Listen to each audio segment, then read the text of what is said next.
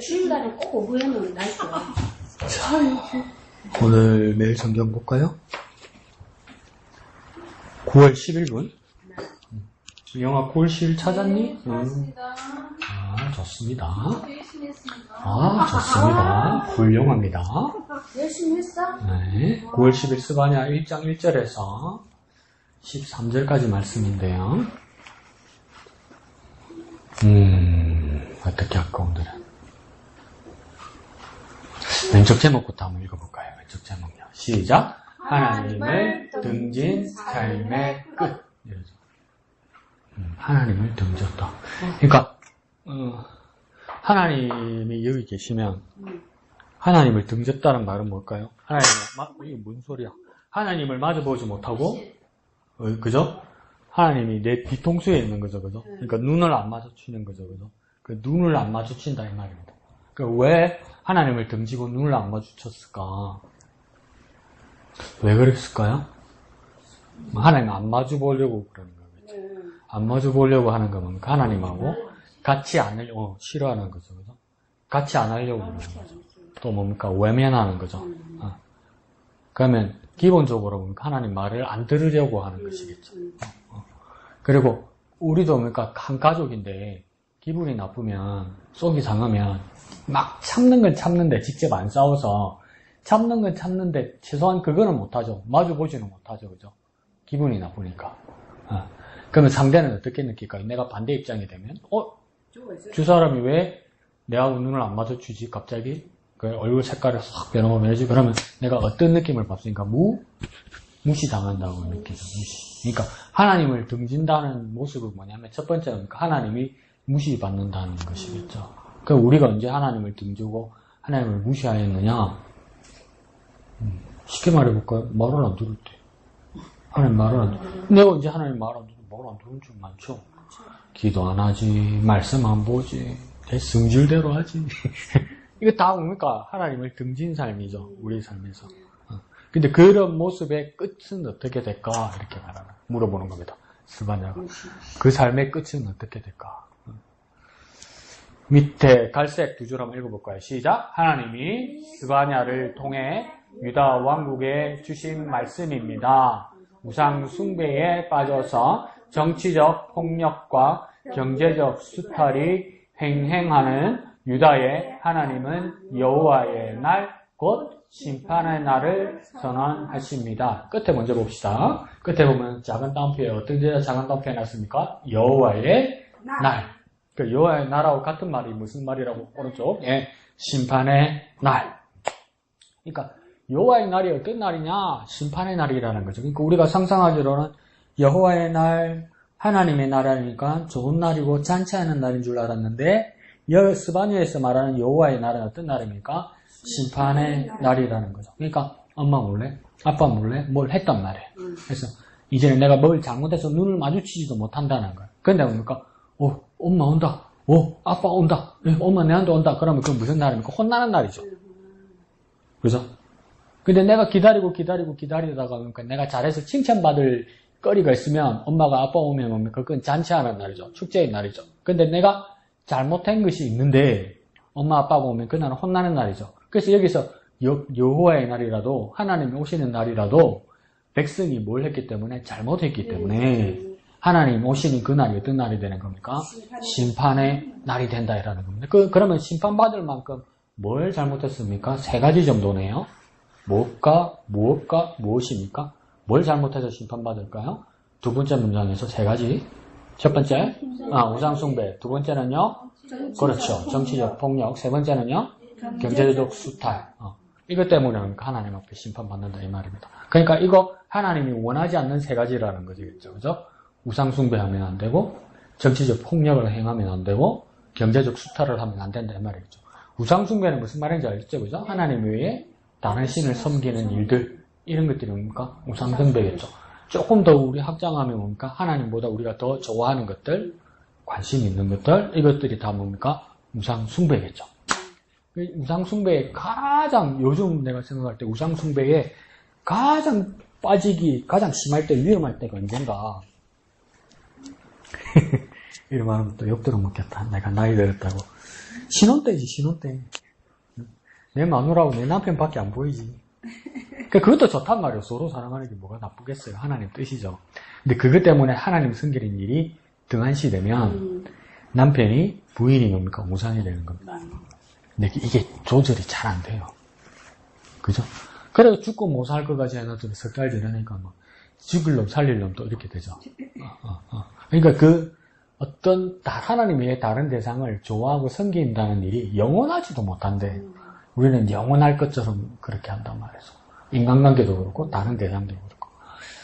우리가 처음 몇 년 전에 한번 생각해 보세요. 나는 그걸 쓸 수 없을 거라고 생각하는데 여러분 가지고 있는 스마트폰 이게 사실은 뭡니까? 컴퓨터잖아, 컴퓨터. 네, 컴퓨터가 내 손바닥 나는데 내 손에 올 줄 누가 상상했어? 근데 그런 세상이 왔잖아요, 그죠? 그 처음 스마트폰을 구입했을 때 제일 주로 만지지 못하면서 옆에 놔두고 어찌할 바는 모르지. 한 하루 이틀을. 만질 줄은 몰라도. 그게 뭐 며칠 가야지. 며칠 안 가죠. 그러고 막 어떨 때는 막 나를 엄청 골치 아프게 만들죠. 근데 그게 며칠에도 뭡니까? 막 진짜 애지중지하게 되잖아요.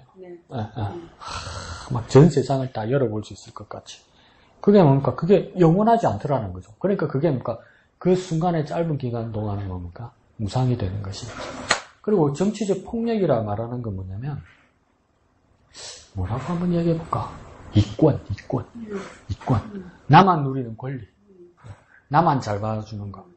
그게 뭐가 나빠요? 뭐 내가 잘 아는 통장이 있고 내가 잘 아는 시장이 있고 내가 잘 아는 장관이 있어서 그 사람이 날 도와주면 고마운 일이지. 근데 그게 다시 한번 생각해 봐야 되는 거. 저와 여러분이 인생을 살아오면서 내 친척이나 내 아는 사람 중에 장관에 있는 사람 손? 없잖아. 우리 가문 중에, 우리 집안 중에 대통령이 있는 사람 손? 없잖아. 그러면 대통령 집안이나 장관 집안에서 자기 친척끼리 잘해주면 난 피해자가 되는 거야. 맞죠? 피해자가 되는 거죠. 근데 자꾸 우리는 큰 것부터 작은 것까지 그 이권을 뭡니까? 어디라도 줄을 대서 어떻게 만약에 줄을 이렇게 길게 서 있으면 한 칸, 두 칸이라도 앞에 갔으면 좋겠는가. 그런 욕심이 있는 거예요. 그게 뭡니까? 작게는 정치적 폭력입니다. 왜? 다른 사람의 피해를 보니까. 여러분, 그거 나는 아직도 그렇게 못하겠는데. 서울의 연세대학 세브란스 병원에 응급실은, 큰 병원 응급실은 주말 되면 아수라장입니다. 아수라장. 난리도 아닙니다. 난리도 아니라. 근데 가만히 보면 진짜 응급 환자가 아닌 사람도 옵니다. 그 법이 아직 규제가 안 되는데. 그 왜 왔냐면 지가 걸어 들어오는 게 무슨 응급실에 들어오는 게 걸어 들어오는 게 무슨 응급 환자냐. 일부도 안 타는데 그런 사람도 많아요. 근데 그걸 또 의사가 모른 체 할 수도 없잖아. 지금 약간 어지러운데 이러는데 그지 나중에 진짜 푹 쓰러지면 어떡할 거야. 그러니까 모른 체 할 수는 없는 거죠. 또 멀쩡한 사람들이 진짜 많이 와서 진짜 응급 환자들이 제대로 차례대로 있다가 조처를 못 받고 사망하는 경우도 참 많아요. 참 많아요. 큰 병원. 그러니까 연세대 세브란스 병원에서 큰 사건 2번이 있었는데 한 번은 문익환 목사님이고 한 번은 황수관 박사 있죠. 여러분 황수관입니다. 그 황수관 박사 있죠.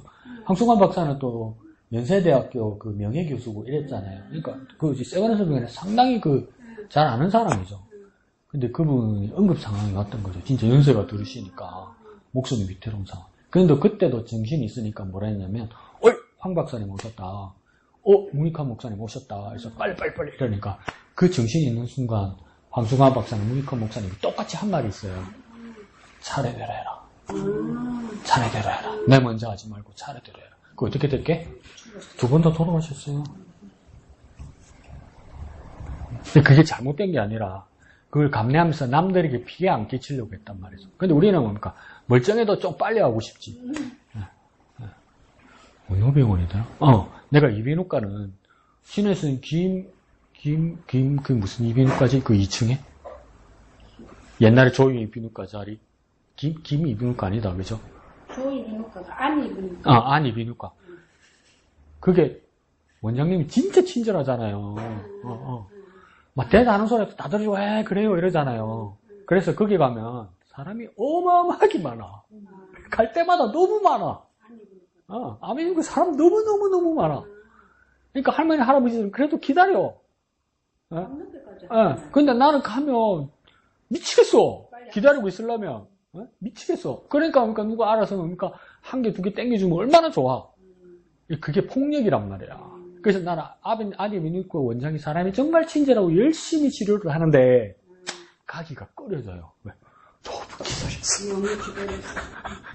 근데 그 기다림을 벌써 어린 나이가 벌써 참지 못한단 말이죠. 그래서 내가 어떻게라도 뭐 좀 빨리 하고 싶단 말이죠. 그게 뭡니까? 정치적 폭력일 수 있습니다. 폭력. 그리고 또 뭡니까? 경제적 수탈. 이건 뭡니까? 돈 문제가 관련된 거예요. 돈 문제. 왜 저거는 내보다 잘 사는데 뭐도 많이 받고 뭐 등급이 좋아가지고 뭐 보조금도 많이 받고 자꾸 그 이야기를 해. 그 당신 거 아니야. 아무리 그렇게 이야기해봤자. 저거는 뭐 정부에서 뭐도 받고 쌀도 받고 뭐도 받고. 근데 난 아무리 그래봤자 아무리 그래 이야기해봤자 당신한테는 안 와. 그러니까 거기에 대해서 뭐 욕심 가지거나 안 그러면 또 내가 서류를 어떻게 해서 이익을 누리려 하거나 그러면 누구에게 가지 못하는 거죠. 그게 뭔가 경제적 수탈입니다. 그게 다. 어제 참 재밌는 걸 봤어요. 이제 그 이재명 대통령이 이제 시장에 가서 상태가 어땠는지 이렇게 보러 간 거죠. 그러니까 또 이재명 편이겠지. 그 장사하는 사람이. 듣기 좋아라고 했겠지. 그러니까 소비 쿠폰 주셔서 정말 고마워요 대통령님 이랬고요. 근데 이재명 대통령이 뭐라 했는지 아세요? 그건 내 돈 아니에요. 할머니가 다 내 세금이에요. 근데 그게 가슴 찡한 거야. 역대 대통령이 그렇게 말한 적이 없어.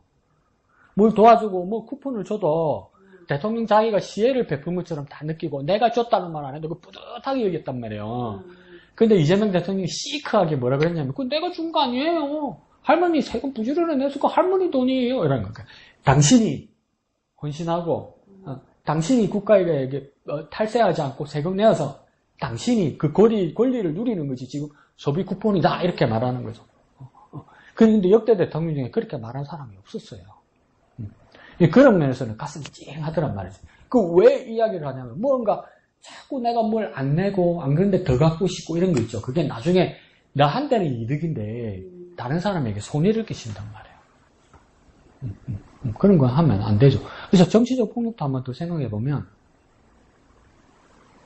이게 어제 오늘 일이 아니에요. 이게 윤석열 대통령, 김건희 이 사태만의 문제가 아니고 그 옛날에 그 이명박 대통령 때만 해도 그러니까 청와대에 있는 비서관 중에 민정수석 들어봤죠? 민정수석이란 비서관 자리가 엄청나게 높은 자리예요. 우리 생각할 때 비서니까 별거 아닌 것 같아도 최고 높은 자리예요. 엄청나게 높은 자리예요. 근데 어떤 사람이 민정수석을 한번 만나려면 만나는 거 해결해 주는 게 아니고 민정수석 한번 만나서 이야기하는데 1억이 들었어요. 1억이. 그러니까 그 민정수석 자리에 앉아서 얼마나 많이 수탈하고 그랬겠어요. 그런 것들에 대해서 손을 뗄 수 있느냐 이 말에서. 우리는 우리 눈앞에 뭘 주면 저도 뭡니까 눈 감고 막 가지고 싶단 말이에요. 눈 감고 야 가지려고 든단 말이에요. 그런 면에서 이것들을 다 못하겠는데 그러면 이 스바냐의 직업이 뭔데 왜 스바냐 위치가 뭔데 이렇게까지 말하느냐. 오른쪽 본문 한번 읽어봅시다.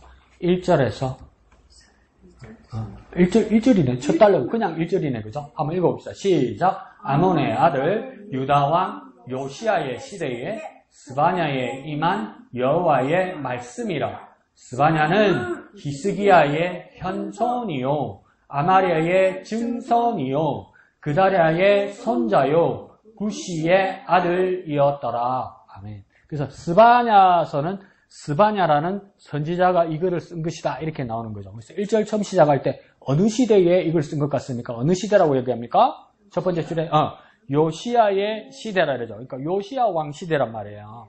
그러니까 요시아는 누구의 후손이냐면 히스기야 왕이 있을 거예요. 그러니까 처음에 아하스 왕이 있을 거예요. 아하스의 아들이 히스기야였고요. 히스기야의 아들이 므낫세였고요. 므낫세의 아들이 아몬이었단 말이에요. 그러니까 그 아몬 다음에 이 요시아가 나왔단 말이에요. 그러니까 그 왕들. 그러니까 여기서 그래도 제일 괜찮은 왕이 누구였겠습니까? 히스기야 한 사람밖에 없었죠. 그래서 히스기야의 그러면 이 손주뻘 됩니까? 아니네. 증손주뻘 되네, 그죠? 증손주뻘 되는 요시야 시대에 스바냐 선지자가 이 글을 썼다, 이 말이에요. 그런데 이 요시야는 몇 살 때 왕이 되냐면 8살 때 왕이 됩니다. 8살 때. 앞에 이제 왕들이 일찍 죽어서.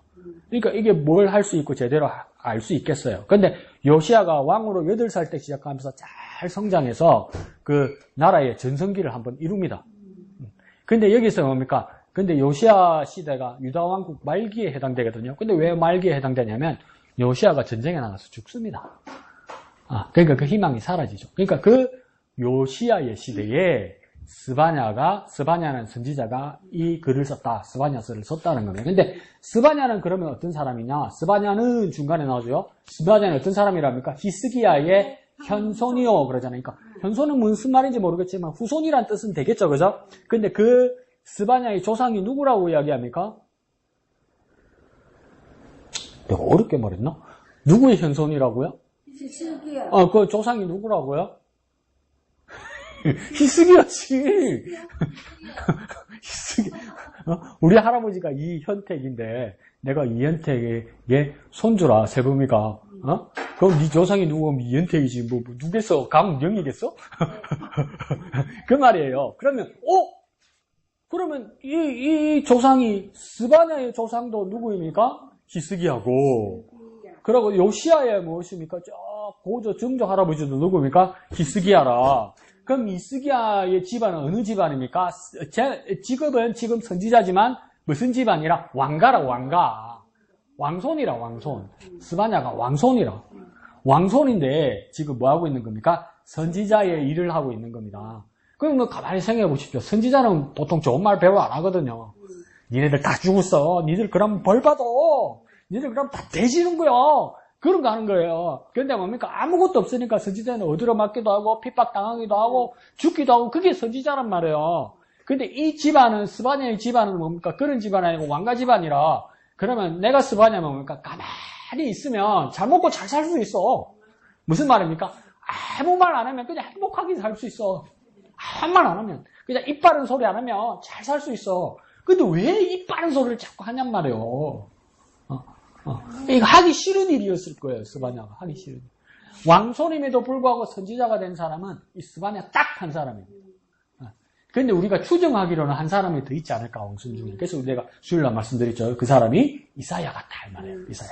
이사야도 왕손 같다 말이에요. 근데 왕손이란 말은 없어요. 근데 추정하기는 그런데 스바냐는 정확하게 말하죠. 히스기야의 현손이기 때문에 이 사람은 왕족이란 말이죠. 그러니까 이거 할 수 없는 일을 하는 겁니다. 그러니까 뭐와 같을까요? 아직 대한민국은 진짜 더 많이 발전해야 되는 게, 우리나라의 기업주들 있잖아요. 기업 회장들. 전부 군대 면제고 이래요. 뭐 장애 있고, 어디 아프고. 전부 거짓말이지. 그런데 어떤 일이 있었냐면, SK 최태원 회장. SK 최태원 회장이 한번 감옥을 갔었죠. 그 경제사범, 경제적 주도를 한 용서 못하는 거죠. 경제사범 감옥에 가 있었는데 특별 사면을 받았었어요. 최태원 회장이. 그 왜 특별 사면을 받은 이유 중에 하나가 뭐냐면 최태원 회장의 자녀들 중에 딸이 있어. 딸이 군대 입대를 했어. 근데 장교로 입대를 해서 장기 복무를 했어요. 그러니까 기검이 되잖아. 지네 애비는 군대 안 가려고 빼돌리고. 근데 왜 최태원 회장이 왜 군대 못 간 줄 아세요? 사유가 뭔지 아세요? 비만. 최저고가. 거짓말 치고 있네, 진짜. 그러니까, 그게 무슨 말이요? 그런데 뭡니까? 거기다 개심죄가 적용되고, 이제 경제 주식 장난치고 이래가지고 뭡니까? 감옥을 간 거야. 그런데 뭡니까? 딸이, 대한민국 여자는 군대를 안 가도 되는데, 미국에서 좋은 대학 나온 재원인데, 뭔가 자기가 해군 장교로 입대합니다. 그래서 배 탑니다, 집사님. 해군에 배 타면 얼마나 힘들어. 그죠? 세범이 해봐서 알죠? 피눈물 나죠, 집사님? 배 탄다니까 피눈물 났죠? 그러니까, 딸이 귀감이 된다 해서 최태원 회장이 빨리 사면이 됐어요. 내가 최태원 회장 딸이면, 내가 왜 군대를 가? 우리 아빠도 안 가는 대로. 내가 왜 가? 이렇게 될 거 아니에요. 근데 그걸 감내하더란 말이에요. 그 딸이. 그와 마찬가지로 스바냐 같으면 내가 왕족이야. 근데 입 바른 소리 하려면 왕을 향해서 입 바른 소리를 많이 해야 된단 말이에요. 내가 그걸 왜 해? 내 밥그릇 찰 일을 왜 해? 안 하지. 가만히 있으면 내가 잘 먹고 잘 사는데. 근데 스바냐가 하나님의 말씀이 임하니까 하더라 이 말이죠. 그러니까 하나님의 말씀을 전하고 하나님이 하는 일은 때로는 뭡니까? 내가 하기 싫은 걸 하나님이 원하시면 해야 되는 거야. 내가 하기 싫은 걸. 내가 하기 싫은 걸. 그게 정말 부담스러운 것인데 해야 되는 걸 하는 거죠. 그래서 그게 스바냐가 뭡니까? 훌륭한 선지자가 될 수 있는 겁니다. 정말 아무것도 안 하면 행복하고 배부르게 살 수 있는데 정말 힘든 일을 해서 어려운 길을 선택하는 겁니다. 우리 그리스도인들도 뭡니까? 어려운 길을 선택하는 겁니다. 왜? 하나님의 말씀이 나를 강권하시기 때문에. 그래서 이거 본문을 다 읽을 필요는 없고 읽으면 또 날 셀 거고 또 그래서 2절에서 6절까지 말씀에서는 반복되는 말이 뭐냐면 진멸이란 말이 반복됩니다. 그리고 또 밑에 가면 또 어떤 말이 나오냐면 멸절이란 말이 반복됩니다. 그래서 진멸은 뭐고 멸절은 뭐고 이렇게 찾아봤거든요. 히브리어로는 같은 말이에요. 진멸, 멸절 같은 말입니다. 그래서 진멸, 멸절한다는 하나님의 뜻은 뭐냐면 빼앗아버리고 끝내버리고 멸망시킨다 이 말입니다. 잘못된 것들을 빼앗아버리고 끝내버리고 멸망시키다 그 말을 뭡니까? 이 작은 단락안에서 4번 이상 반복하는 겁니다.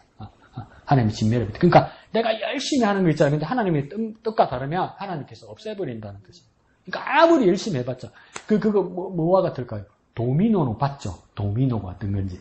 블록 하나 이렇게 해가지고 열심히 하는데 건들지 마라 잘못해가지고 애채 이러면 호라라라라 딱 쓰러지잖아요. 그러니까 우리가 우리 인생에서 열심히 하는 것들 있잖아요. 그것들을 그러니까 하나님께서 지지 안 해주시면 하나님이 그 꼬르륵 먹는지 진멸이 그와 같은 거예요. 멸절이 그와 같은 거예요. 하나님 없이 우리가 쌓는 많은 것들이 있잖아요. 그와 같이 진멸되고 멸절된단 말이죠. 그리고 조금 어려운 말이니까 풀이 한번 하고 갑시다. 5절 가운데 보면 그 말이 뭡니까?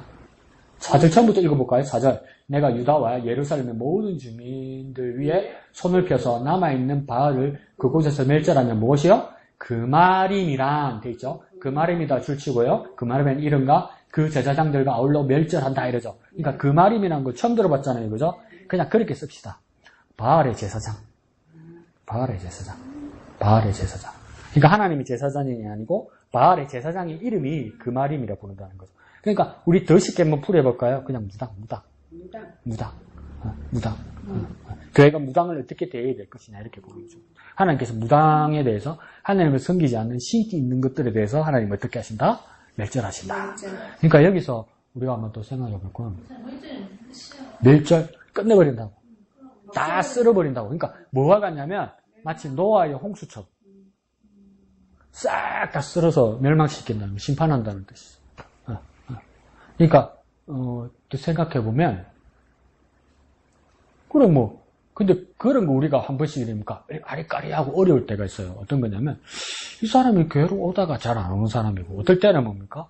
교회를 안 다니는 사람인데 내가 내 마음을 막 혼란스럽게 할 때가 뭐냐면 이런 어떤 사람들이 꿈도 잘 꾸고 뭐가 신기가 있는 것 같고 막 영적인 어떤 말을 하는 것 같고 내가 모르는 어떤 세계를 아는 것처럼 말할 때 하니까 현혹될 때가 있단 말이에요.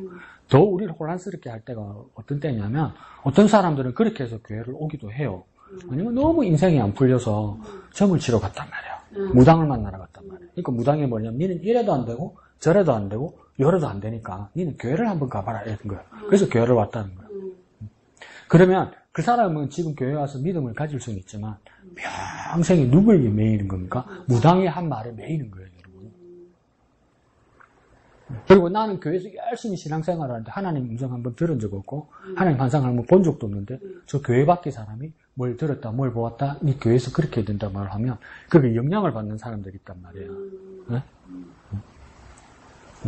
그거 다 녹용을 스바냐에서 뭐랍니까? 다 쓸어버린다는 거예요. 그게 영향받는 거 아니라는 거예요. 근데 우리 자꾸 그런데 현혹돼요. 나보다 영적으로 뭐가 있는 사람 아니요. 그런 거 아니요. 여러분이 더 영적이에요. 왜 여러분이 더 영적입니까? 여러분 하나님 앞에 더 예배하잖아. 여러분이 더 영적인 사람이에요. 이해하시죠?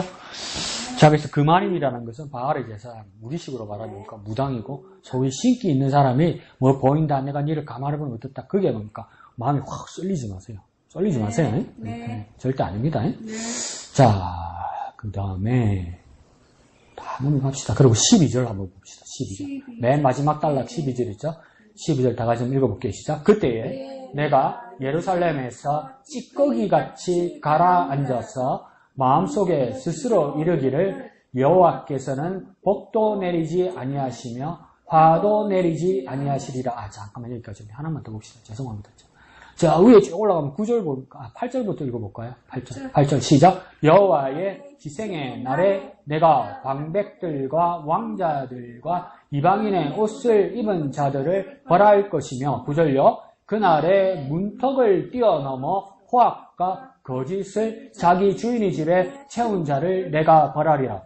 9절에 보니까 문턱을 뛰어넘는다 이러죠. 그러니까 이게 무슨 말일까? 이렇게 되는 거 아니에요. 문턱을 뛰어넘는 게 뭘 말일까? 그러니까 문턱은 우리말로 좀 바꿔보면 뭔 말일까요? 문지방이겠죠. 아, 문지방이면 뭔 말인지 이해하죠, 그죠? 그러면 맞는데요. 우리 엄마가 문지방 밟지 말고 옥수로 먹으러 하는데요.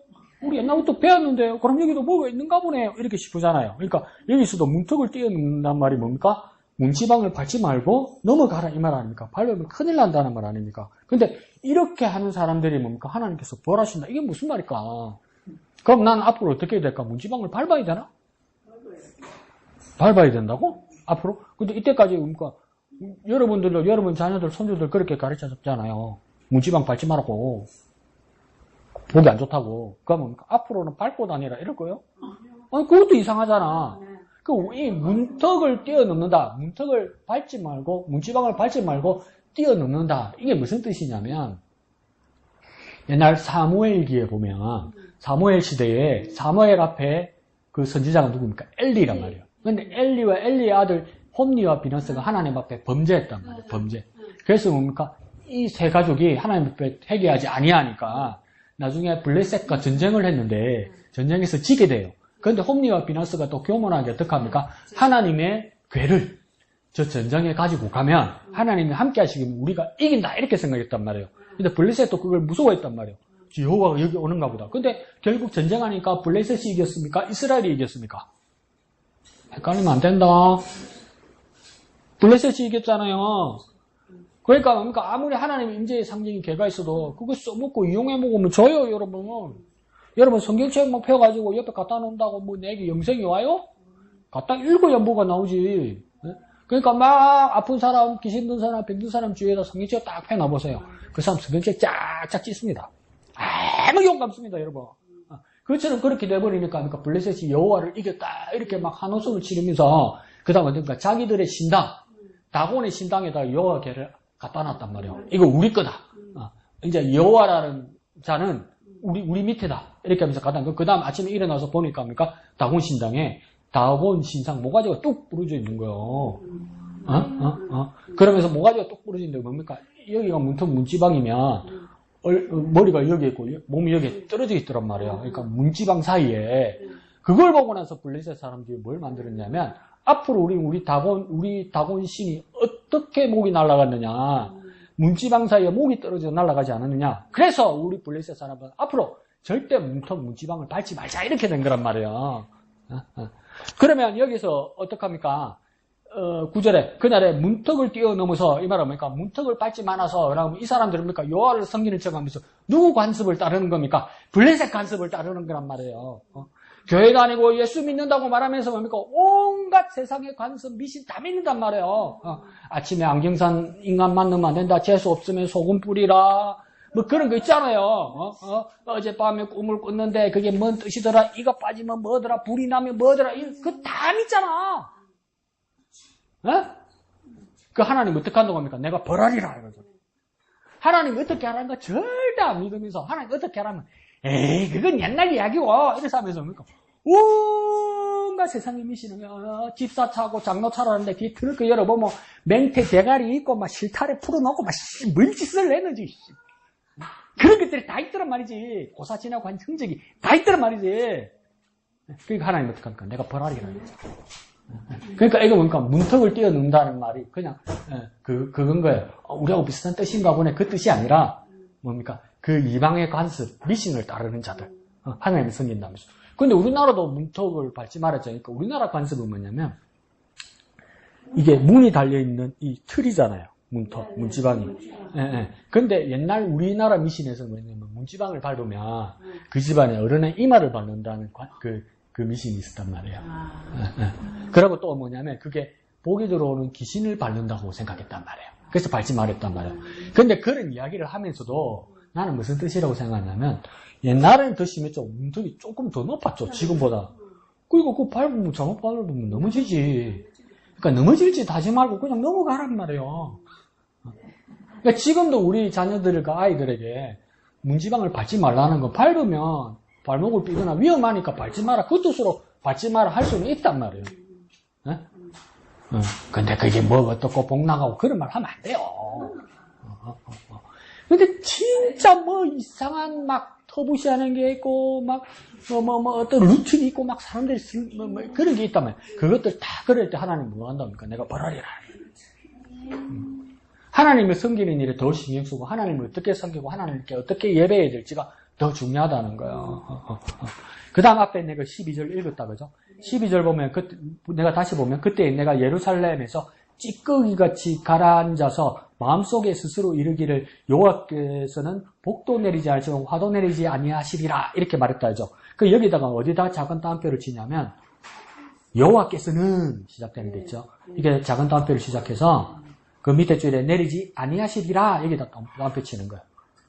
보이죠, 그죠? 네. 그러니까 다음표 안에는 뭐가 들어가냐면 여호와께서는 복도 내리지 아니하시며 화도 내리지 아니하시리라. 그러니까 내가 내 마음속에 그렇게 생각한다 이 말이에요.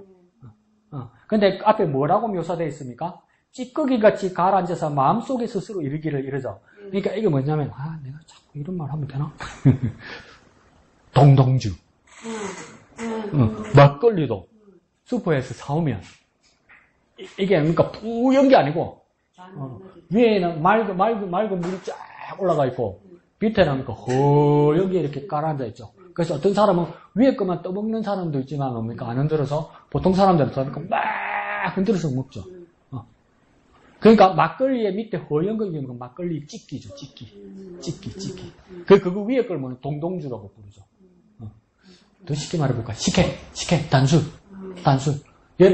겨울에 엄마가 장독에다가 단술을 이렇게 담아놔면 추워서 벌벌 떨면서도 얼음 좀 깨가지고 그거 떠서 먹으면 시원하게 맛있었던 그 기억이 있죠.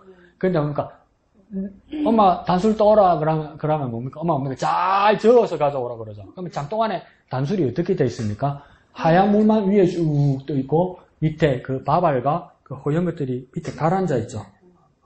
그러니까 이게 뭡니까? 밑에 가라앉은 이 찌끼처럼 우리 마음이니까 처음에 주님 만났을 때 그 뜨거웠던 용광로 같은 마음이니까 다 사라지고 뭡니까? 우리 믿음들이 뭡니까? 서서히 식으면서 서서히 깔아앉는 거야. 그러니까 이거 뭡니까? 믿음이 시들해지기 시작한 거야. 믿음이 시들해지면서 떼놓고 말은 못하는 거야. 떼놓고 근데 마음속에 자기 마음속에 생각하는 마음속에 뭐라고 이야기한다고요? 여호와께서는 하나님은 복도 내리지 않으시고 화도 내리지 않으신다. 이게 무슨 말입니까? 내가 믿기는 믿는데 하나님은 아무것도 못한다 사실은. 처음에 믿을 때는 막 다 해줄 것처럼 막 다 되는 거 믿는 자에게는 능치 못함이 없느니라 막 그래 했는데 지금 와서 보니까 그거 안 되더라 그거. 그냥 교회 다니고 그냥 믿는 척하고 그런 거지. 그 뭐 하나님이 우리에게 뭐 기도에 응답하시고 그런 거 없다. 그게 뭡니까? 내 마음에 꽉 차 깔아앉아 있다는 거. 근데 그거 뭡니까? 떼놓고 말은 못 하겠다는 거예요. 떼놓고 말하면 그러니까 믿음 없는 사람처럼 되니까. 이거 무섭죠? 이거 어떻게 이렇게 정확하게 알고 있을까? 사람 마음을. 올해 예수 믿고 지치기 시작하면 이런 마음이 들기 시작한단 말이에요. 말을 못 하는데 속은 그렇다는 거예요. 이씨 기도했는데 안 나서주더라는 거지. 기도했는데 안 생기더라는 거지. 그러니까 기도해도 소용없다. 이런 마음이 생기더라는 거죠. 이런 사람들을 뭐라고 부르냐면 자, 밑에 잘 적어놔도 보세요. 전에도 한번 말씀드렸을 건데 실천적 무신론자. 네, 뭐라고요? 실천적 무신론자. 말로는요, 내가 예수 믿고 내가 하나님 신뢰한다고 이야기하면서 삶의 방식이 뭡니까? 안 믿는 사람처럼 산다. 삶의 모습이 뭡니까? 안 믿는 사람을 보인다는 거예요. 아, 집사님, 목사님, 우리 기도합시다. 그럼, 집에 갑시다, 집에 갑시다. 우리 집사님 아프신데, 우리 집사님 위해서 기도합시다. 병원이나 빨리 가세요. 이런단 말이지. 뭐 문제가 있는데, 그럼, 우리 기도합시다. 이러는데, 뭡니까? 잘 아는 사람 찾아가 보세요. 이런다는 거죠. 하나님이 기도한다고 뭐 해주나? 뭐, 이렇게 된다는 거죠. 이게 뭡니까? 실천적 무신론자라. 그런 자들 하나님 어떻게 한다고 합니까? 벌하신다는 거예요. 벌 받습니다. 안 믿으면 벌 받습니다. 근데 우리 마음에 그런 사람들을 뭐라냐면 실천적 무신론자. 스바냐가 요시아 왕과 신하들과 이스라엘 사람들이 이렇게 말했으니 얼마나 살기 힘들었겠습니까? 우리가 살기 힘듦을 감내하면서 이 뜻을 따르는 것이 무엇입니까? 하나님의 말씀을 받던 자입니다. 아시겠죠? 네. 그래서 먼저는 한 세 가지만 봐도 되겠다, 그죠? 히스기야의 현손이 있다. 그러니까 그 말임은 바알 제사장 무당을 말하는 것이다. 문턱을 뛰어나지만 무지방 밟지 마라. 그거더라. 그 다음 맨 뒤에는 뭡니까? 실천적 무신론자 이야기다. 그러니까 우리가 실천적 무신론자가 되지 않도록. 이거 진짜 이게 있더라니까요. 전통이 오래된 교회인데 진짜 뭐랄까 100년은 조금 안 돼. 100년 가까이 된 교회인데 코로나 이후로 그 교회 장로님인데 장로님 교회를 한 달에 한 번 정도 온대. 이게 아무도 말 못한대. 근데 한 달에 한 번 오면 장로님이 돼.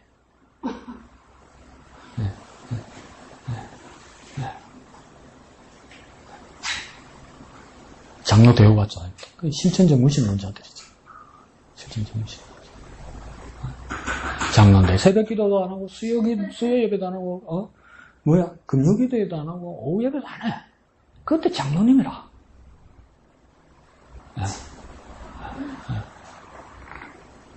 그 사람들은 뭡니까?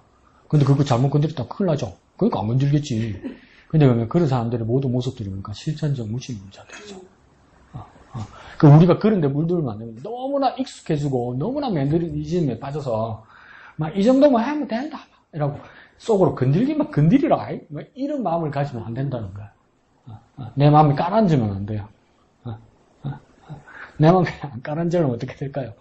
동동주처럼 시계처럼 젖으라. 그렇게 우리 마음들이 또 뜨겁게 일어나길 바랍니다. 좋습니다. 공 까봅시다. 37과요. 192페이지. 네.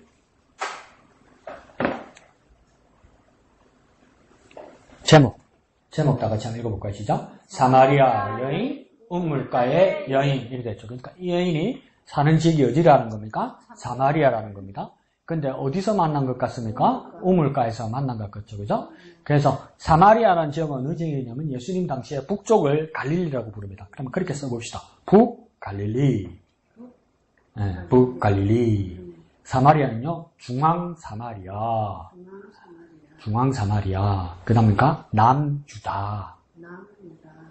그러니까 북갈릴리, 중앙사마리아, 남유다. 이렇게 지역이 되는 거예요. 근데 이 사마리아 지역이 왜 문제가 되냐면, 사마리아 사람들을, 유다 사람들이, 이스라엘 사람들이 누구 취급했냐면, 이방인 취급을 했어요. 왜 이방인 취급을 하냐면, 혼혈족들이었거든요. 혼혈. 근데 자기들이 그냥 혼혈이 하려고 한 것이 아니라 옛날에 아수르가 혼혈 정책을 한 거예요. 국제결혼을 섞어서. 근데 국제결혼이 뭐가 잘못이 되겠어요? 국제결혼이 잘못이 된 것이 아니라 다른 나라 사람들과 결혼하다 보니까 그 나라 사람들의 종교들이 들어오더라는 거죠. 이방의 미신들이 들어오더라는 거예요. 근데 그게 막 섞여버리는 거 하나님을 섬기는 일에 뭡니까? 잘못되어 있더라는 거죠. 그래서 뭡니까? 중앙에 있는 사마리아 사람들을 가장 무시당했죠. 근데 그 지역에 사는 이 여인의 이야기입니다. 자, 그래서 밑에 중심 구절 한번 읽어볼까요? 시작. 하나님은 영이시니 예배하는 자가 영과 진리로 예배할지니라. 이러죠. 그래서 하나님은 누구라고 선언하십니까? 영이시다. 이렇게 얘기해서 그 영이라는 것이 무엇일까? 우리가 더 정직하게 말하면 영이라는 것은 뭡니까? 보이지 않는다는 뜻입니다. 안 보이는 겁니다.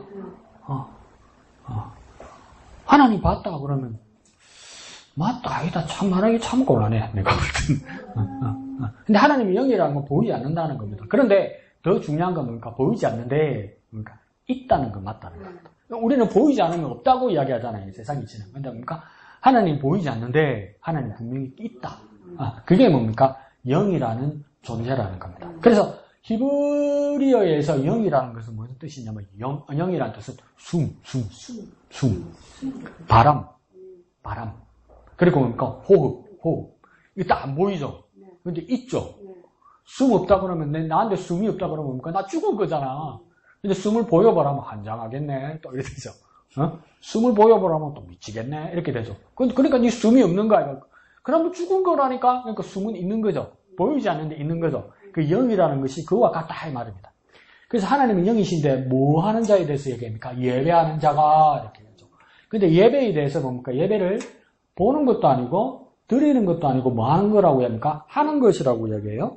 근데 끝에도 뭡니까? 영과 진리로 예배 뭐 한다고 합니까? 보는 것도 아니고 드리는 것도 아니고 하는 것이라고 이야기해요. 그럼 왜 여기서는 예수님께서 예배를 보는 것도 아니고 드리는 것도 아니고 하는 것이라 이야기했을까? 예수님은 어떤 마음에 들어서 예배를 하는 것이라고 표현했을까? 이렇게 생각할 때 히브리 사람들이 제사와 예배의 가장 그 대전제는 뭐냐면 하나님의 얼굴을 배우는다 이런 뜻이라는 거예요. 그러니까 뭡니까? 하나님 얼굴을 본다는 뜻이라는 거예요. 그러니까 우리가 말하는 예배 본다 할 때 구경한다는 그런 뜻하고 다르게 하나님의 얼굴을 배우러 가는 것 이것이 무엇입니까? 제사고 예배라고 그랬단 말이에요. 그리고 또 예배의 제사의 또 다른 뜻은 뭐냐면 하나님께 드린다는 겁니다. 근데 뭘 드리는 겁니까? 우리의 재물을 드리고 우리의 헌금을 드리고 우리의 기도를 드리고 우리의 찬양을 올려드리죠.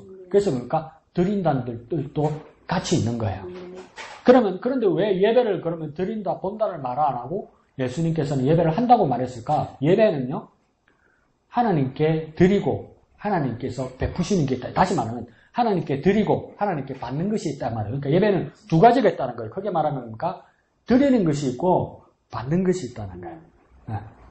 드리는 것이 있고 받는 것을 하나의 말로 바꿔서 이야기하면 뭡니까? 그걸 한다고 이야기할 수 있단 말이에요.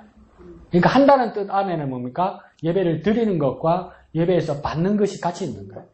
그래서 예수님께서 뭐라 합니까? 예배한다고 이야기하는 거예요. 그러니까 하나님과 나 사이에 상호에 오고 가는 것이 있는 것이 무엇입니까? 예배인 거예요. 내가 하나님께 드리는 게 있고 내가 하나님께 받는 것이 있는 것이 무엇입니까? 예배라는 거예요. 다시 말하면 하나님과 나 사이에 교통이 있는 것이 예배라는 거예요. 주고받는 것이 있는 것이 예배라는 거. 그래서 어떻게 예배한다고 합니까? 영과 진리로 예배할지니라 했단 말이에요. 이게 개역 개정 성경에서는 영과 진리로 예배한다고 그랬고 옛날에 개역 한글 성경에서는 신령과 진정으로 예배한다 이랬단 말이죠. 근데 자, 우리가 바뀐 성경에서 영과 진리로 예배한다 할 때 첫 번째 영으로 예배한다고 그러죠. 그럼 영으로 예배하는 것이 왜 중요하냐? 앞에 뭐 때문에 그랬습니까? 하나님이 영이시기 때문에 우리도 뭘로 예배해야 됩니까? 영으로 예배해야 되는 거예요. 그러니까 하나님이 육이시라고 선언하셨으면 우리는 육으로 예배해야 되는 거예요. 하나님이 몸이시라고 말씀하셨으면 우리는 몸으로 예배해야 되는 거예요. 그런데 하나님이 영이시기 때문에 우리가 첫째로 해야 될 것은 무엇입니까? 우리도 영으로 예배해야 되는 거예요. 그러니까 통해야 되는 거잖아요. 하나님과 나 사이에. 그래서 뭡니까? 영으로 예배한다는 거예요. 그리고 또 그 다음 뭡니까? 또 진리로 예배한다. 이렇게 말하죠. 이 진리라는 것은 또 쉽게 한번 말해볼까요? 뭘까요? 하나님 말씀이겠죠. 말씀. 그러니까 하나님의 진리는 어디에 명기되어 있습니까? 하나님 말씀, 성경에 명기되어 있단 말이에요. 그러니까 다시 말하면 매뉴얼, 또 한국말로 설명서, 예배 설명서, 예배 표준서, 예배 소식서, 이게 어디 있다는 겁니까? 진리 말씀 안에 있다는 거예요. 말씀. 그러니까 진리는 어디에 있는 겁니까? 말씀에 있는 거예요. 그러니까 진리는 내가 보면 안다. 그렇게 말하면 안 되는 거예요. 진리는 어디에 있습니까? 하나님 말씀에 있는 거예요. 그래서 뭡니까? 영과 진리로 예배해야 된다. 이렇게 말씀하시는 거죠. 밑에 중심 주세요. 시작. 예배는 하나님을 하나님답게 섬기며 경외하며 기쁘게 하는 삶입니다. 이랬죠. 그러니까 뭐에 대해서 이야기해 주고 싶으냐면 오늘 본문 전체의 주제는 뭐냐면 예배입니다. 예배. 예배는 첫 번째 어떻게 되냐면 하나님답게. 하나님을 하나님답게. 이거는 뭐냐면 우리가 예배하면서 계속 추구해야 될 것이 뭐냐면 하나님은 누구신가? 하나님은 어떤 분이신가? 하나님이 원하시는 것이 무엇인가? 이것을 항상 추구하고 소망하고 바라면서 뭡니까? 우리는 예배를 해야 되는 거죠. 그러면서 하나님을 어떻게 한답니까? 섬긴다고 해야죠. 이 섬김을 다른 말로 하면 그게 예배입니다. 예배. 네. 그러니까 예배는 뭡니까? 섬기는 겁니다. 섬기는 거. 뭐 받으러 가는 게 아니고 섬기러 가는 겁니다. 섬기러. 뭐 따먹으러 가는 게 아니고 섬기러 가는 거예요. 뭐 대가를 받으러 가는 것이 아니라 뭡니까? 섬기러 가는. 그게 예배입니다. 예배. 네. 근데 그 예배의 가로 안에 뭐라고 되어 있습니까? 경외한다 해죠. 그러니까 공경하고 두려워할 줄 알아야 돼요. 공경하고 두려워할 줄. 꼭 적합한 말은 아닌데 지금 우리나라는 민주공화국 체제에 있으니까 대통령이 나를 만나주면 대통령이 나를 초대가 만나주면 기분 좋지. 그렇다고 내가 대통령보다 나이는 내가 많아. 시가로. 그렇다고 야! 이렇게 할 수는 없잖아. 네? 만나주고 악수하면 고맙지. 그게 왜 그렇습니까? 어렵잖아. 뭔가 어렵잖아. 네, 그게 경외하는 마음이에요. 하나님이 정말 나를 불러주시면 감사한데 그게 뭔가 더 대우해드리고 더 조심스럽고 뭔가 막 삼가는 마음이 있잖아요. 그게 하나님을 경외하는 겁니다. 하나님을 정말 좋아하고 그렇기 때문에 그러니까 너무 감사하기 때문에 하나님 앞에 삼가하고 조심하는 것 그것이 무엇입니까? 하나님을 경외하는 겁니다. 그러니까 예배하는 자는 뭡니까? 경외하는 마음으로 와야 되는 거죠. 지 마음대로 하는 게 아니란 말이에요. 예배를 지 마음대로. 복장이든지 매무새든지 태도든지 마음이든지 뭡니까? 자기 편한 대로 하면 안 돼. 자기 편한 대로 하면 안 되는 거예요. 그러니까 경외한다는 것은 내 편한 대로 하는 것이 아니라 하나님 마음에 들게 해야 되는 거예요. 그러니까 살펴야 되는 거죠. 그게 경외하는 모습이 되어 있습니다. 그 다음 뭡니까? 좋은 포인트죠. 그죠? 하나님을 기쁘시게 하는 거죠. 예배는 내가 기쁜 것이 나의 감동보다 더 중요한 것이 뭐냐면 하나님의 만족하게 해야 되는 거죠. 그러니까 나의 기쁨보다 더 중요한 건 뭐냐면 하나님이 만족하게 해야 돼요. 근데 우리는 예배가 대부분 어떻게 이제 왜곡됐냐면 내가 기쁘고 그러면 내가 예배 은혜 받았다고 얘기한다고요. 그보다 더 중요한 건 뭐냐면 나는 힘들고 나는 조금 힘들었어도 하나님이 만족하신가를 살피는 게 뭡니까? 진짜 예배인 거예요. 진짜 예배. 그러니까 엄마가 여름에도 땀 뻘뻘 흘리면서 뜨거운 몸보신 나는 국을 끓이잖아요. 엄마가 땀을 뻘뻘 흘리면서 자식하고 남편 몸보신 나는 국을 끓였다고 그래서 땀을 뻘뻘 흘리고 죄송합니다. 처먹는 거는 새끼하고 남편인데 엄마는 땀만 뻘뻘 흘리는데 엄마 땀을 뻘뻘 흘렸다고 해서 엄마가 몸보신이 됩니까? 엄마는 골병만 들지. 그래서 요즘 뭡니까? 쿠팡에다 시킨다 이러지만 이게 뭡니까? 예배하는 자는 무엇입니까? 내 만족보다도 내 기쁨보다도 하나님을 기쁘시게 하는 게 더 중요한 거예요. 그러니까 내가 힘을 써서라도 내가 노력을 해서라도 내가 애를 써서라도 하나님을 기쁘시게 하는 거예요. 그게 뭡니까? 세상 말로 뭐가 생기니까 보람이 생기겠죠. 보람이 생기죠. 내가 이거 했으니까 나 이것도 아니잖아 사실은. 그러니까 상식적으로 가만히 생각해 보세요. 어버이날 카네이션 사드리고 어버이날 선물 줬다고 그래서 꽃값 주세요. 그럼 미친놈은 없잖아. 엄마 카네이션 금 주세요. 그거 또라이잖아. 카네이션 금도 하라고 하는 거 정상이 아니잖아. 어버이날. 그러니까 우리가 하나님 앞에 누가요? 아니 철없을 때 말고. 그러니까 우리가 하나님 앞에 예배를 하고 나서 하나님 내가 하나님 앞에 이렇게 섬기고 예배 드렸으니까 하나님 뭐 달라고 하는 건 이건 뭡니까? 상식이 떠난 거잖아요. 사실은. 그게 부모가 되고 나서 보면 더 아시겠죠. 그죠? 막 부모는 그냥 희생하고 힘든데 뭡니까? 알아줬으면 더 좋겠지만 그보다 더 첫 번째 마음은 뭡니까? 그냥 네가 좋으면 나도 좋아. 그거죠. 하나님, 우리도 뭡니까? 우리 예배의 첫 번째 목적은 뭡니까? 그 대가를 바라는 것이 아니라 하나님 좋으면 나는 그냥 다 돼. 이런 마음이 되어야 되는 거죠. 근데 우리 처음 예수 믿을 땐 그랬죠. 근데 우리는 요즘 어떻게 합니까? 예배 끝나고 예배 이제 목사님 축도 끝나고 나면 하나님 뭐 없어요? 이제 이러는 거죠. 하나님 뭐 없어요? 그냥 가라고요? 우리의 마음이에요. 우리가 예수 믿은 지 오래될수록 자꾸 우리가 입맛을 다신단 말이에요. 근데 진짜 예배는 무엇입니까? 하나님을 기쁘시게 하는 것이 더 중요하더라고요. 나의 어떤 만족보다도. 그게 예배라는 겁니다. 자, 좋습니다.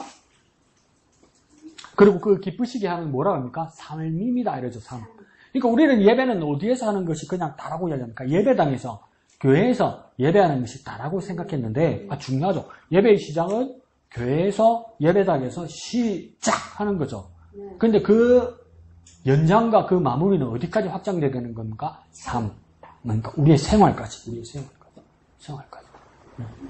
오늘 저녁에 특집하는데 엄마, 아빠 오늘 교회인데 목사님 말씀이 이러니까 시끄럽다 막 조용히 해라 이제 듣기 싫다. 그럼 삶에서 차단시키는 거죠. 교회에서만 얘기해라 교회에서만. 이러면서 내 그때 완전 인기 없는 영화인데 항상 기억난다고 이야기하잖아요. 엄마가 젊었을 때 너무 고생해서 아들 둘을 다 입양을 보낸 거야. 근데 아들 하나는 미국으로 보냈고 아들 하나는 한국에 있었는데 나중에 다 커서 보니까 큰 아들은 미국에서 목사님이 됐고 작은 아들은 무당이 됐는 거라. 근데 이제 엄마를 찾으려고 아들 둘이 왔는데 한국에 있는 동생이 이제 무당인데 이제 밥을 이렇게 차린 거요. 그러니까 이제 밥 먹었어. 이러던 거야. 형님은 목사님이잖아. 그러니까 무당 동생이 차린 밥 앞에서 하나님 아버지 오늘도 양식을 주셔서 감사합니다. 그 동생의 성을 뿌랭 내면서 마음속으로 하소 마음속으로. 소리내 싸지 말고 마음속으로 하소. 이 말은 뭡니까? 삶으로 연장되는 게 싫단 말이에요. 근데 그리스도인의 예배의 삶은 뭡니까? 교회에서 시작해서 삶으로 연장돼야 돼. 그러니 세상이 얼마나 꼴보기 싫겠어. 우리가 얼마나 꼴보기 싫겠어. 막 주님 양식을 주시면 감사합니다. 그러면 이놈은 마누라가 내가 쎄까지 공부하고 월급 타가주니까 남편이 주셔서 감사 안 하고 하나님 주던다. 그거는 누구 소망이고 또 이럴 거 아니야. 근데 뭡니까? 우리 예배는 삶으로까지 연장되는 겁니다. 삶으로까지. 잘 지어낸다. 자, 밑에 여름말죠. 자, 기독교 신앙의 예배는 두 번째 뭐랍니까? 두 번째 줄 한가운데 살아있는 제사를 말합니다. 보입니까? 네. 살아있는 제사를 두 자로 말하면 이게 뭡니까? 예배입니다. 예배. 그러니까 제사라는 것은 재물을 죽여서 바치는 거잖아요. 그러니까 이제 죽여 바치는 것이 아니라 산채로 드리는 것, 산채로 하나님을 만나는 것, 이게 뭡니까? 제사와는 다른 예배가 된다 이 말입니다. 그래서 뭡니까? 하나님은 세상의 것으로 영광 받으시지 않고 오직 무엇으로요? 하나님의 것으로만 영광을 받으십니다. 그 하나님의 것, 이게 뭡니까? 앞에 말하는 영과 진리죠. 세상의 것으로 받는 것이 아니라 하나님의 것으로 받기 때문에 하나님의 것은 영과 진리라는 거예요. 그러니까 영은 뭘까지 말할 수 있을까요? 하나님의 영, 성령까지 말하는 거예요.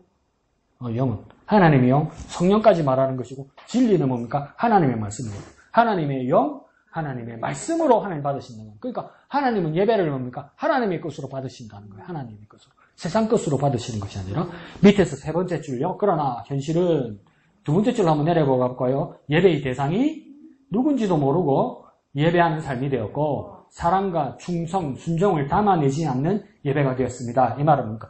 예배의 대상이 누군지 모른다. 이 말은 무슨 말이냐면 당연히 예배의 대상은 하나님이지. 근데 우리가 예배에 푹 빠지고 우리가 취하다 보니까 나를 위해서 예배하는 거야. 나를 위해서 자꾸. 우리가 너무 오래 예배다 보면 나를 위해서 예배하는 거야. 근데 내가 기쁨이 오고 내가 만족이 오는 건 그건 효과지 목적이 아니죠. 우리 예배는 목적은 뭡니까? 예배를 받으신 하나님이지. 하나님이지. 근데 우리의 1차적 목적이 뭐가 되냐면 나를 위한 예배가 되는 거죠. 근데 오래 예수 믿을수록 뭡니까? 우리 그렇게 됩니다. 근데 뭡니까? 예배의 대상을 분명히 해야 됩니다. 나를 위한 것이 아니라 하나님을 위한 것. 그럼 맨 밑에 줄에요. 사랑과 충성과 순종을 담아내지 않는 예배가 됐습니다. 그러니까 처음에 예배는 하나님께 사랑과 충성과 순종을 담아내는 예배였는데 이제 하나님께 사랑과 충성과 순종을 담아내지 않고 하는 예배는 어떤 예배입니까? 오직 나만을 위한 예배가 되는 거죠. 오직 나만을 위한 예배. 오직 나만을 위한 예배가 되면 하나님께 사랑과 충성과 순종을 담아내지 못하는 거죠. 그러면 하나님께 사랑과 충성과 순종을 담아내지 못해도 뜨거운 예배 드릴 수 있습니다. 뜨거운 예배. 왜 그렇습니까? 그냥 막 예배 인도하면서 여러분 복 주십니다. 여러분 사랑하십니다. 하나님 여러분 용서하십니다. 여러분 은혜 베푸신다. 만빵이야 만빵. 이거 완전 시루뽕이야 시루뽕. 여러분 세상의 삶이 어떠했을지라도 여러분 이제는 회복합니다. 이제 역전합니다. 이거 말만 해주면 왔다 나는 이제 재기하는 것보다 와 나는 성공하는 것보다 그럼 하나님 없이도 뭡니까? 예배가 뜨거워져요. 근데 그게 뭡니까? 시루뽕이라. 예배가 아니고 사람을 취하게 하는 거야. 근데 뭘 잊어버리면 안 됩니까? 사랑과 충성과 순종. 그 예배의 대상이 되신 하나님을 잊어버리면 안 되는 거죠. 자, 오른쪽 페이지 두 번째 줄요. 신령과 진정의 예배가 무엇이며 하나님이 기뻐하시는 예배자의 삶을 보여주는 영적인. 자, 그래서 신령과 진정은 옛날 개혁 한글에 쓰여진 거다, 그죠? 지금 성경에서는 영과 진리로 되어 있다, 그죠? 이걸 왜 영과 진리로 바꿨냐면 오히려 조금 줄여보자 이런 뜻으로 쓴 거예요. 신령과 진정에서 신령이란 말은 우리 신령이란 말을 많이 들어요. 왜 많이 듣습니까? 도끼와 나무꾼에도 누가 나타나십니까? 신령님이 나타나는 게라. 그럼 그 하면은 왜 신령님입니까? 한자에서 신령이라는 뜻은 뭐냐면 영이 이끌린다 이런 뜻입니다. 영이 이끌린다. 그러면 그 신령님은 어떤 영에 이끌리는 거냐? 우리가 기독교의 눈으로 성경의 눈으로 볼 때 그 할아버지는 뭡니까? 악한 영에 이끌리는 거겠죠. 악한 영에 이끌리는 자도 뭡니까? 신령한 자입니다. 그러니까 저 무당들, 용한 무당들 있죠? 신령한 자입니다. 왜요? 악한 영에 이끌리니까. 근데 우리는 성령, 만약에 우리가 성령 충만해요. 그럼 우리는 어떤 자입니까? 신령한 자입니다. 왜요? 선한 영, 하나님의 영이 이끌리는 자이기 때문에. 그걸 뭐라고 하냐면 신령이라고 해야 됩니다. 그러니까 신령으로 예배하라. 이 말은 무엇입니까? 우리가 성령에 이끌려 예배해야 된다. 사실은 이런 뜻입니다. 그런데 우리가 왜 이게 오해가 생기냐면 우리가 신령하게 예배한다면 어떻게 되냐면 용만해 이렇게 되는 거죠. 우리 정교회인 수련회를 옛날에 내가 어릴 때 갔는데 중학교 때인가 고등학교 때 갔는데 야외에서 예배를 했단 말이에요. 그래서 막 찬양을 막 뜨겁게 하는 거야. 근데 미쳐 지금 하라면 죽어도 안 할 거야. 그 여름에 그거 비닐로 하나 깔아놓고 땡볕에 혼자 못해 너. 그때 왜 했을까? 일소병으로 절도하지 않겠어요? 먼저 막 했어. 찾아가면 에이씨 또 기운나고 비가 내리네. 그러니까 밑에 스팀 있고 올라오고 막 그러니까 그런데 그 예배하고 찬양하고 있는데 여자 청년이 하나 퍽 일어나더니 여기 예배 사회자가 있는데 그 바깥에 그 바닷가 그 저녁 때 해질 때쯤 됐어. 그러니까 그 여자 청년이 하나 퍽 일어나더만 이렇게 돼버린 거야. 바닷가 쪽으로 쳐다보는 거야, 반대로. 그러니까 사람들이 예배하다가, 이러다가, 근데 그 여자가 뭐라냐면, 저게 주인의 모시는 환상이 보인다는 거야. 그러니까, 예배인들은 목사님만 보고, 저기 바닷가를 다 보고 있는 거야. 내도 혹시 보이는 거 싶어가지고, 그런 사람을 신령한 걸로 착각한단 말이에요. 뭔가 막 용한 사람을 신령이라고 착각한단 말이에요. 그래서 빼버렸어요. 그리고 뭡니까? 진정으로 예배한다잖아요. 그러니까 진정이라는 거 한자의 뜻은 다른 뜻이 아니고 뭡니까? 내가 진심으로, 내가 진실로 예배한다 이렇게 돼버리잖아요. 그러니까 신령과 진정에서 오해가 생기는 건 뭐냐면 내가 예배하는 것이 된단 말이에요. 내가 가진 걸로 예배한단 말이에요. 근데 영과 진리란 말은 무엇입니까? 앞에 뭐라고 했습니까? 뭐까지 볼 수 있다고? 성령이라고 볼 수 있다고 그랬죠. 하나님의 영. 진리는 뭐라고 했습니까? 하나님의 말씀이라 했죠. 영과 진리는 뭡니까? 하나님의 것으로 드리는 거예요. 하나님의 것으로 예배하는 거란 말이에요. 그러니까 사람의 것이 아니라 하나님의 것으로 한다는 것을 강조하기 위해서 번역을 바꾼 거예요. 영과 진리로. 그러니까 하나님은 영이시기 때문에 하나님 것으로 드려야 된다는 거예요. 내가 예배하는 것도 뭡니까? 하나님의 뜻과 하나님의 능력을 의지해서 예배해야지 내가 가진 것, 내가 보이는 것, 나만이 가진 것으로 예배하는 것이 아니단 말이에요. 그러니까 사람의 것에서 하나님의 것으로 예배해야 돼요. 하나님 것으로. 그러니까 하나님을 절대적으로 의지하면서 예배해야 돼요. 내 것으로 하는 게 아니고. 그날 술이 몇 대 과가였다 지금 생각하면.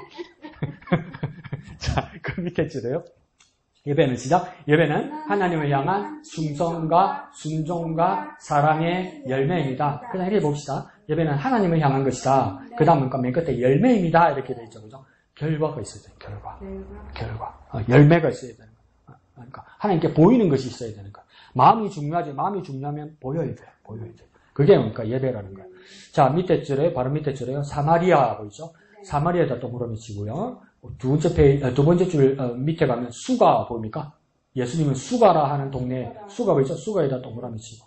그 밑에 줄 한가운데 보면 야곱의 운물 보이죠? 그럼 왜 이 세 개를 치냐면 사마리아 지역에 수가라는 동네에 야곱의 운물에서 그러니까 예수님이 이 여인을 만났다 이 뜻입니다. 그러니까 사마리아는 큰 지역 안에 수가라는 동네가 있고 그 동네 안에 뭐가 있다? 운물이 있다. 야곱의 운물이라는 동네가 있다. 거기서 예수님과 이 여인이 만났다.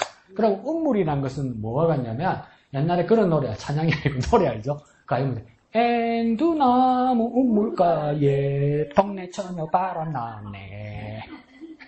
왜 그러냐면 우리나라나 그 지역에서도 뭡니까? 운물이라는 것은 사람이 모이는 곳이죠. 사람이 모이니까 뭔가 광장의 역할을 하기도 하고 소통하는 역할을 하기도 하고 나쁜 뜻으로 뭡니까? 소문이 퍼지는 것이다.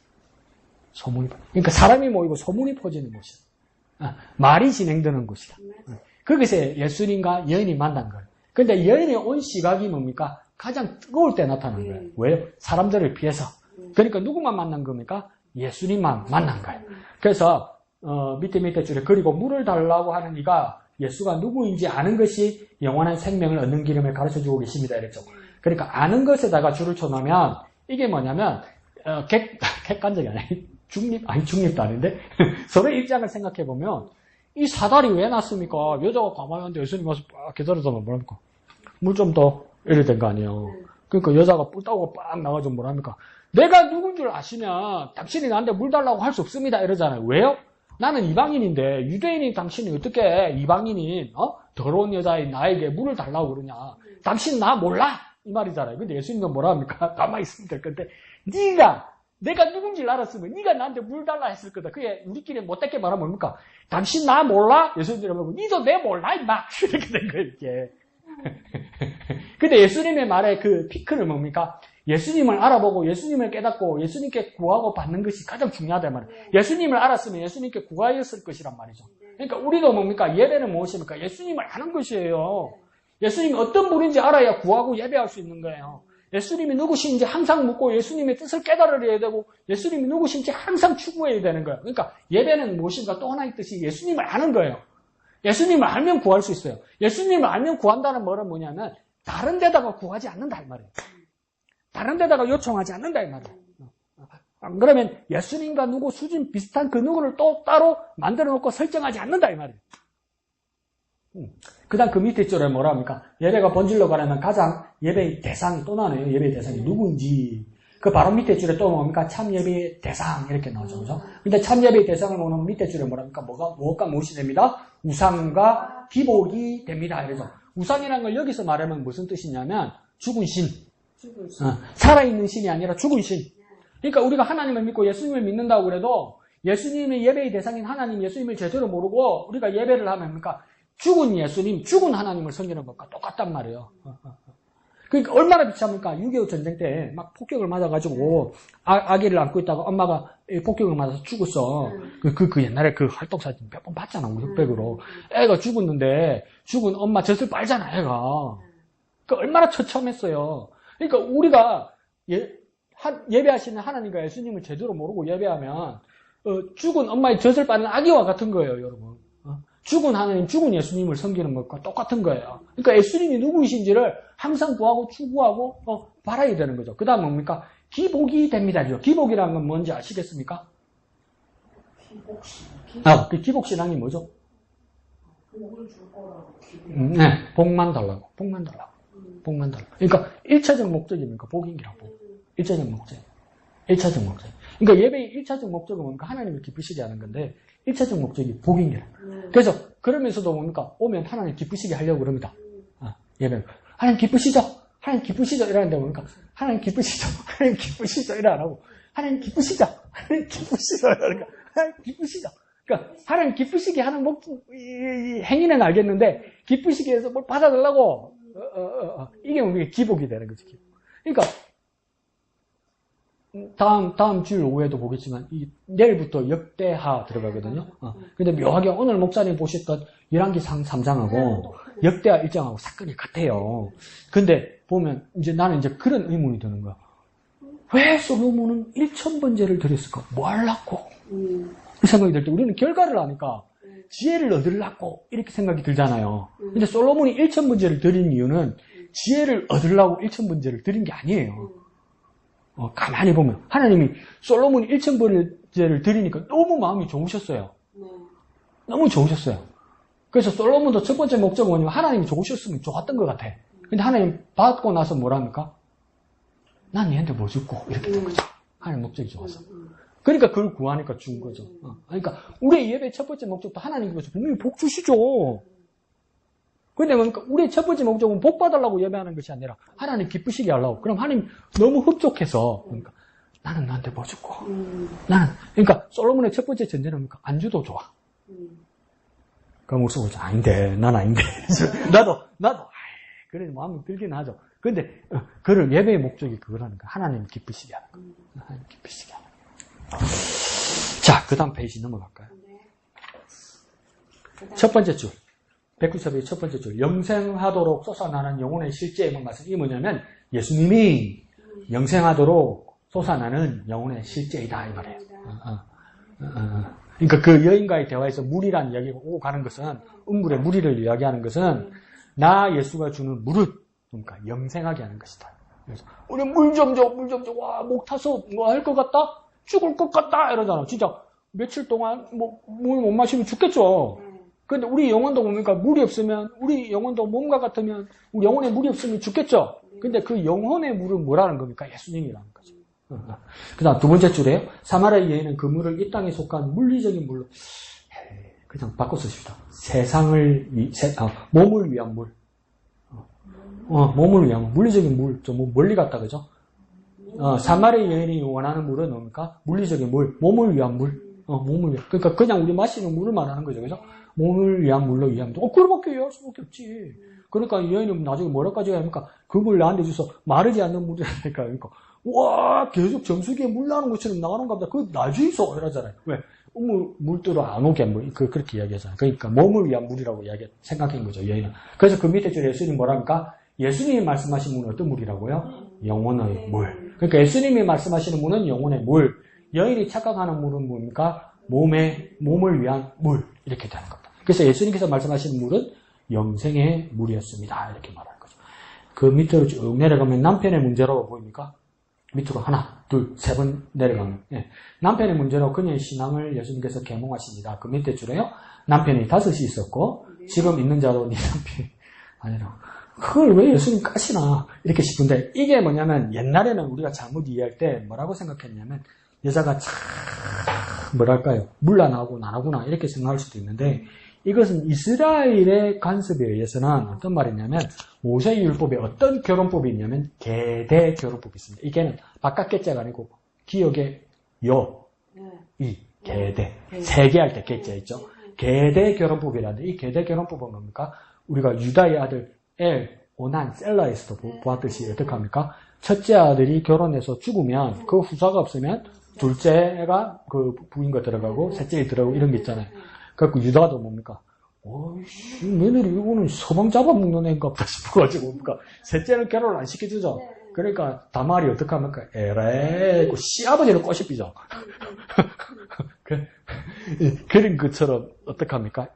그 당시 여인들은 노동력이나 어떤 경제적인 능력이 없기 때문에 남자들이 책임져줘야 되는 그런 사회이기 때문에 계대 결혼법이 있었다는 게 지금도 그렇다는 게 아니라. 그러니까 예수님께 질문할 때 사두개인들이 뭐라고 해야 됩니까? 한 여자가 있었는데 그 형제가 결혼하는데 첫째 죽고 둘째 죽고 셋째 죽고 넷째 죽고 일곱째까지 다 죽었습니다. 그럼 하나님 나라에 가면 저 천국에 가면 이 여자는 누구의 아내가 됩니까? 이러잖아요. 그럼 첫째 마누라입니까? 둘째 마누라입니까? 이러잖아요. 그래서 예수님 뭐라 돼요? 바보야! 하나님 나라에는 그러니까 천사와 같아서 결혼하고 시집도 하고 장가가는 것이 없다. 영과 같다. 천사와 같다. 이렇게 말씀하시잖아요. 그 왜 사두개인들이 이런 질문을 하냐면 율법에 계대 결혼법이 있으니까. 그 내가 왜 이 이야기를 하냐면 네 남편이 5이나 있었다. 수가성 여인에게 이렇게 이야기하잖아요. 그러니까 요즘 추정하기로는 그 여인이 결혼을 했는데 남편이 차례대로 죽었다는 거죠. 후사가 없이. 근데 이런 일들이 이스라엘에 정말 많았습니다. 수명도 짧고 전쟁도 많았잖아요. 그러니까 전쟁은 누가 나갑니까? 남자만 나가잖아요. 그러니까 남자들이 부족했어요. 그러니까 이런 일들이 많았죠. 그러니까 뭡니까? 5번이나 그러니까 얼마나 이 여인이 사는 것이 곤란하고 힘들었겠습니까? 근데 이거는 아직 수수께끼죠. 지금 있는 자도 네 남편이 아닌데 뭔 말이지? 곧 죽는단 말인가? 그또 다른 뜻은 있겠죠. 자, 그런데 그에다가 그다음 여기서는 뭐라고 풀었냐면 그냥 이게 상기시킨 남편은 곧 하나님이시고 곧 예배의 대상임을 이야기합니다. 이거 이렇게 풀 수도 있는데 그렇게까지만 한번 생각합시다. 지금 남편이 네 남편이 아니고 하나님 진짜 남편이다. 이렇게 말할 수도 있는데 뭐냐면 그 당시에 여인들은 사랑해서 결혼을 하는 것도 맞지만 그 여인들에게 가장 중요한 것은 무엇입니까? 생활이에요, 생활. 생계고 생존이에요. 그걸 남자들이 사랑하는 마음으로 책임진다는 거 아니에요. 그러면 뭡니까? 우리의 생명과 우리의 영혼을 영원히 책임져 주실 분이 누구냐? 이건 알아야 된다 이 말이겠죠. 그건 뭡니까? 하나님이시다 이 말이에요. 하나님이 우리를 책임지시는 분이다. 영원히 책임지시는 분이다. 영원히 공급하시는 분이다. 이걸 알아야 된다 이렇게 말하는 거죠. 자, 그래서 그럽니까? 참 이상하게 생각다. 그 남편은 참주가 되지 못하고 참된 주인이 되지 못함을 말씀하십니다. 이 남편이 물리적인 남편, 또 물리적이다. 물리적인 남편이 아니 영혼의 남편을 말고 물리적인 남편이라고 말하지 말고 그냥 이 세상의 남편은 세상의 남편은 이종렬이지 또 두 번째 남편이 하시겠어? 이러면 나님이겠어? 아니잖아요. 그러니까 이 세상의 남편이 아닌 이 세상에서 남편 한 사람이죠. 이 종자 열자죠. 그런데 그러니까 영혼의 남편으로 말씀합니다. 영혼의 남편은 그러니까 하나님 나라에서 우리를 영원히 책임지시는 분이다 이렇게 이해하면 돼요. 그럼 우리 남자들도 하나님 나라가 뭡니까? 예수의 신부는요. 예수님 우리 신랑 되신다 이제. 그러니까 우리를 책임지시는 분이다 이 말이겠죠. 공급하시고. 자, 그러자 밑에 그러자 여인은 비로소 예배를 말하기 시작합니다. 그래서 뭐랍니까? 밑에 줄에 장소에 갇힌 신앙의 한계를 드러냅니다. 장소에다 동그라미 치고요. 그 밑에 줄에 또 큰 따옴표는 뭐라고 됐습니까? 때. 그러니까 여인은 장소에 대해서 물었어요. 예배에. 그죠? 예수님은 장소보다 중요한 게 뭐라고 하니까 때라고 이야기해요. 왜 여인은 장소라고 생각했냐면 무엇입니까? 이 사람들은 사마리아에 살고 유대 땅으로 갈 수 없는 사람이기 때문에 유대 땅에만 예루살렘 성전이 있었다는 거죠. 대접도 못 받고 제사도 할 수 있는데 그거 왜 갈 거냐 이러면서 사마리아의 조상들은 사마리아 사람들에게 뭐라 했냐면 저 예루살렘 성전에 갈 필요 없다. 여기에 있는 에발산 반대편에 있는 그리심산이 우리 땅에 있으니 이 축복을 선포하던 그 산이 여기 있으니 여기서 제사하고 예배하면 된다 그렇게 가르쳤단 말이에요. 근데 이 여인도 찝찝하단 말이에요. 근데 예루살렘 성전이 아니고 진짜 그리심산에서 해도 됩니까? 그러니까 이 장소가 아니고 이 장소에서도 하나님 예배 받으십니까? 이렇게. 근데 우리 생각 같으면 뭐라고 바보같이 이야기하겠습니까? 그럼 뭐 하나님 어디서도 계시니까 어디서나 예배 다 받으시겠지. 나도 그래밖에 말 못한단 말이에요. 근데 예수님은 그러니까 완전 관점을 바꾸는 거예요. 뭐라 합니까? 장소보다 중요한 것이 시간이다 말하는 거예요. 장소보다 중요한 것이 때라는 거예요. 뭡니까? 주저하지 말고 지금 바로 해야 된다는 거예요. 주저하지 말고. 지금 바로. 때가 지금 뭡니까? 지금 이때라는 거예요. 지금 이때. 언젠가는 이렇게 말하지 말고 지금 이때라는 거예요. 지금 이때에 뭡니까? 하나님의 영과 하나님의 진리로 예배하는 것이다. 이렇게 말하는 거예요. 놀랐죠. 그러니까 어디에서든 그러니까 우리의 삶을 우리의 생활에서 예배해야 된다 이 말이겠죠. 그죠? 그래서 요한복음 4장 23절에서는 보입니까? 요한복음 4장 23절에서는 아는 예배와 영과 진리로 하나님께 드리는 예배를 말합니다. 알겠습니다. 밑에서 두 번째 줄 그것이 뭡니까? 그것이 하나님 아버지가 찾으시는 참 예배라고 이야기합니다. 이게 내가 어디다 동그라미 치면 찾으시는 예배. 찾으시는 예배라는 말은 뭐냐면 하나님이 찾으시는 예배자를 찾으신다는 무슨 말은 뭐냐면 예배를 예배답게 하지 못하는 사람이 많다는 뜻입니다. 이거. 그러니까 참 예배자, 진짜 예배자를 하나님께서 찾으신다 이 말입니다. 그러니까 우리도 뭡니까? 하나님께서 찾으시는 참 예배자가 되어야 되는 거야. 진짜 예배자가 되어야 되는 거야. 그러니까 그냥 있다고 예배자가 되는 것이 아니란 말이에요. 진짜 영과 진로로 예배하는 거예요. 오른쪽 페이지. 자, 영으로 예배하는 것은 뭐예요? 오직 성령의 감동이 되는 예배를 말합니다. 그러니까 영으로 예배하는 것은 무엇을 예배하는 겁니까? 성령으로 예배하는 거예요. 성령으로. 하나님의 영으로 예배하는 거예요. 그래서 그 밑에 한가운데 밑으로 하나, 둘, 셋, 넷, 다섯 번째 보입니까? 예배와 삶이 되려면 그 다음 뭡니까? 그 심령이 말씀과 성령에 결박되어야 됩니다. 그죠? 말씀에다만 동그라미 칩시다. 굳이 내가 만든 거예요. 영과 진리로 예배해야 되니까 성령은 영으로 예배하는 것이고 말씀은 뭘로 예배하는 겁니까? 진리로 예배하는 거 말합니다. 그러니까 우리 양심을 빈태 양심이란 말이 많이 나오거든요. 이 양심도 뭡니까? 내 양심상 이렇게 말하는 게 아니고 내 양심이 어디에 비춰야 됩니까? 진리 하나님 말씀에 비춰야 돼요. 기준이 뭡니까? 하나님 말씀으로 비춰야 돼요. 그 이야기를 하는 겁니다. 그래서 진리는 곧 하나님의 말씀, 하나님 말씀이 내 양심에 비치는 것. 그걸 말합니다. 자, 뒷장면 196페이지. 맨 밑에서 세 번째 줄요. 이처럼 보입니까? 네, 이처럼 예배하는 자는 결국 성령과 진리로, 그 다음 밑줄 쫙 한번 닦읍시다. 성령과 진리에서 밑줄 한번 쫙 끕시다. 네. 그 다음 그러니까 마음을 다하고 뜻을 다하고 힘을 다하고 생명을 다하여 하나님을 위한 삶으로 살아갑니다. 그러니까 예배는 뭐냐면 두 분야예요. 첫 번째 분야는 성령과 진리로 예배하는 것이고 두 번째 분야는 마음을 다하고 뜻을 다하고 힘을 다하고 생명을 다하는 거예요. 그러니까 계속 옛날에 말하는 뭡니까? 다하잖아요. 그러니까 내게 있는 것을, 그러니까 마음은 어느 만큼, 뜻은 얼마만큼, 힘은 어느 만큼, 생명은 어느 만큼 이게 아니고 내게 있는 것을 다 해버려요. 아낌없이 다 하는 것이 예배라고요. 그런데도 무엇입니까? 영과 진리로 예배해야 된다고요. 그러니까 첫 번째 단락에서 영과 진리는 하나님의 것으로, 그리고 내게 있는 것을 다 해서 예배한다 이 말이에요. 그러니까 진짜 예배는 무엇입니까? 하나님의 것으로, 곧 성령과 진리로 내게 있는 것을 다 하여서 예배하는 거란 말이에요. 하나님의 것으로 내게 있는 것을 다 하여 하는 것이 무엇입니까? 예배라는 거예요. 그러니까 예배라는 것은, 내가 예배한다는 것은 뭡니까? 하나님의 성령과 하나님의 진리로 예배하고 우리의 모든 것을 다 하여 하는 것이 무엇입니까? 예배다, 이렇게 말하는 거예요. 그래서 우리의 예배의 삶이 그렇게 빛나기를 바랍니다. 그렇게 가르치시는 다른 말씀에 순종하기를 바랍니다. 자, 한마음의 기도 있죠? 1번 미영이요. 우리 예배가 오직 하나님의 영과 진리 꺼내서 드리는 산 제물되게 하소서. 2번 다 같이요. 하나님이 누구이신지를 알아 하나님을 삶으로 증거하는 참된 예배자가 되게 하소서. 아멘. 이 시간 기도할 때에 우리가 하나님의 영, 하나님의 진리로 예배하게 하여 주옵소서. 그리고 우리의 모든 것을 다하여 하나님께 예배하게 하여 주옵소서. 참된 예배자가 되게 하여 주옵소서.